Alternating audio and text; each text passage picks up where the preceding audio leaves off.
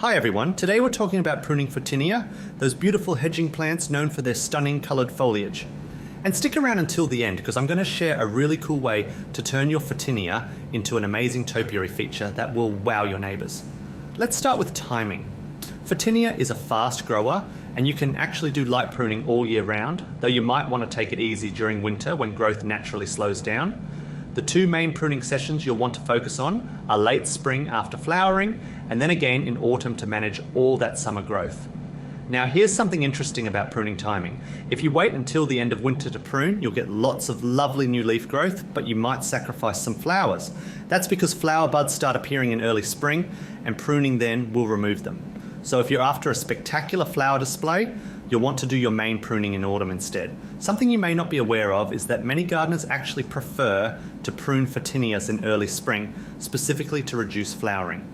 And why is that? Well, while Photinia flowers look pretty, they can have a bit of an unpleasant scent. So it's really about choosing what matters most to you, flowers or foliage. Next up, let's talk about pruning young Photinias. If you've just planted yours, you'll want to focus on regular tip pruning to encourage bushy growth. You can do this with sharp secateurs, just snipping off the branch tips. Always cut to a set of leaves or growth points, or you could use a small battery-powered hedge trimmer to trim around the exterior. Each cut point will typically produce 2 new branches, so you'll get nice dense growth. Now for established Photinias. These can be pruned throughout the warmer months, about every 5 to 6 weeks. Just remember not to prune in the heat of the day, as this can stress your plants. Early morning or late afternoon is perfect. Before we move on, I have one big favor to ask of you. If you're finding this video helpful, please hit the like and subscribe buttons. It will only take a second and is the best way to support us. Okay, back to the video. Now, what if your Photinia has gotten completely out of hand?